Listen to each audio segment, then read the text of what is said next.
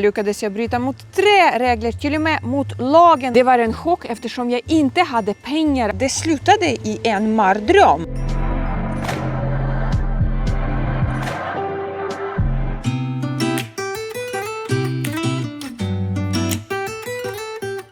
Hej allihopa, Anna Berman här och i det här avsnittet ska jag prata om 5 svenska regler som chockade mig när jag flyttade hit. Kanske chockade är ett starkt ord, men de överraskade mig verkligen.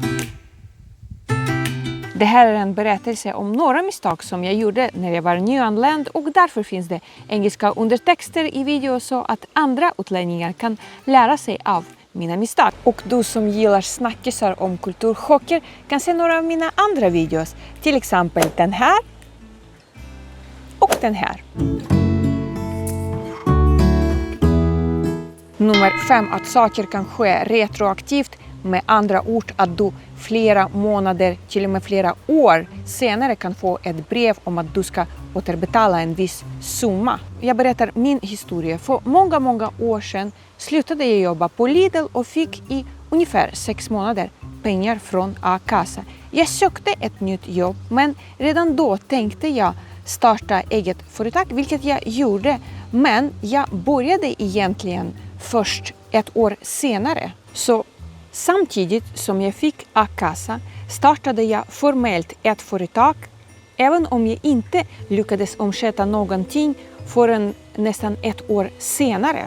Tanken var att processen att starta eget företag kan ta lång tid och att det är bättre att ha allt klart ifall någon skulle be mig att skicka en faktura. Så det som hände 1,5 år senare, när jag inte längre hade A-kassa och hade glömt allt, var att A-kassan skickade ett brev där det stod att jag måste betala tillbaka allt eftersom jag samtidigt som jag fick pengarna hade startat eget företag, vilket inte var okej. Då man istället måste vända sig till andra myndigheter om man sysslar med eget företag. Och alla mina förklaringar om att jag hade bara startat eget men aldrig arbetat i det eller omsatt en enda krona dög inte.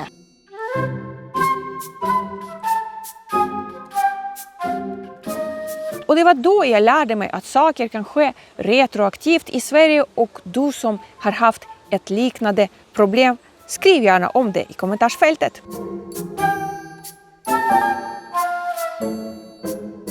Nummer 4, att ibland kan påminnelseavgiften överskrida själva beloppet som du måste betala hela 33 gånger. Det var också i början när jag precis hade börjat köra bil i Stockholm och inte visste någonting om trängselskatt. Det som hände var att jag en gång åkte förbi Essingeleden och tydligen fick en faktura på 15 kronor.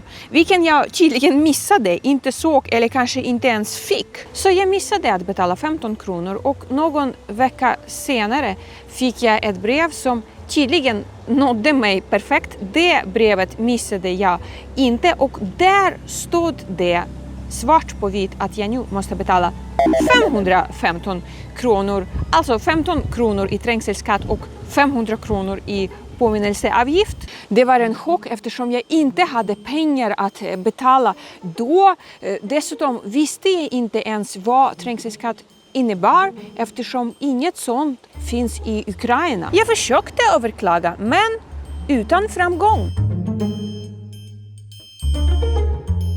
Nummer 3, att man lätt kan bli avvisad på en krog för att man ser för ung ut. Det var när min syster kom på besök till Stockholm för många år sedan. Då var hon 22 år gammal, men hon har alltid, inklusive nu, sett mycket yngre ut. Vi gick till flera olika krogar men blev nekade att komma in eftersom syrran såg ut som en tonåring och inte hade något ID-kort eller pass med sig. Den kvällen var vi väldigt besvikna eftersom jag verkligen ville visa henne Stockholms nattliv. Jag fyller år den 5 augusti, alltså snart, och precis som alla andra gillar jag presenter. Du som tycker om min YouTube-kanal kan stötta min dröm om att köpa en ny kamera och fortsätta skapa snygga videos. Eller så kan du bjuda mig på prinsesstårta när jag fyller år på skärmen ser du mitt Swish-nummer. Eller så finns det ett annat alternativ. Du kan bli medlem på min YouTube-kanal och få tillgång till andra videos som jag skapar och som inte är tillgängliga för alla.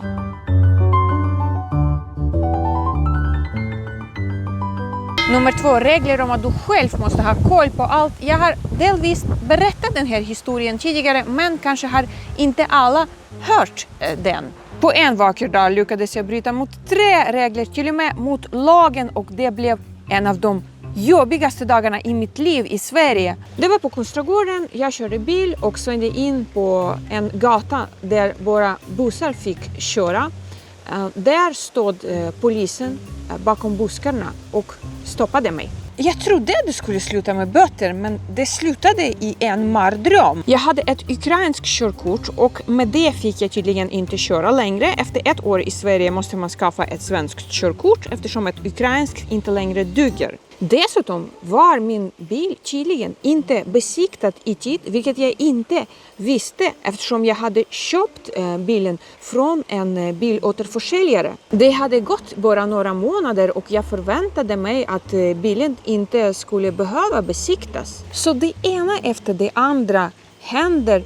Jag fick inte köra bilen vidare utan var tvungen att parkera den där vid Kungsträdgården. Det var polisen som sa att jag fick inte köra vidare. Jag kom 2 timmar för sent till jobbet. Senare på kvällen när jag kom tillbaka till Kungsträdgården hade jag fått parkeringsböter på 1000-lapp och senare blev jag kallad till domstol eftersom jag hade kört med ett ukrainskt körkort. Allt som kunde gå fel gick fel. Och att jag inte visste om de här reglerna befriade mig inte från böter, stress och en tur till tingsrätten. Med andra ord måste man själv ha koll på saker. Nummer 1, att konsekvenserna av dumma saker du gör kan följa dig långt efter. Och så var det med körkortet. Jag gjorde fel. Jag körde med ett ukrainskt körkort. Jag blev kallad till domstol. Och allt detta var pinsamt och dyrt eftersom jag fick betala böter. Hur som helst lyckades jag 1 år senare skaffa ett svenskt körkort och trodde att allt hade blivit bra, men så var det inte. Så när jag började köra bil igen, och det var ju främst i mitt förra företag eftersom jag hade en eventbyrå, fick jag ett brev från Transportstyrelsen där det stod att de ville återkalla mitt svenska körkort i 1,5 år eftersom jag tidigare hade gjort fel och kört med mitt ukrainska körkort. Jag hade erkänt att jag gjort fel. Jag hade betalat böterna efter tingsrätten. Ändå tyckte Transportstyrelsen att jag skulle fortsätta lida. Så det slutade med att jag skrev ett långt brev till dem och överklagade beslutet eftersom jag då var beroende av bilen. Till slut ändrade de beslutet och jag fick bara 2 års prövtid. Med andra ord skulle minsta lilla regelbrott innebära att mitt körkort återkallades. Och så slutade det. Som ni kan se kan konsekvenserna följa en långt efter. Men såklart har jag nu bra koll på lagar och regler och gör inte sådana saker längre. Och det var alla berättelser för idag. Likea gärna den här videon och prenumerera på min YouTube-kanal. Jag heter Anna Berman och vi ses snart.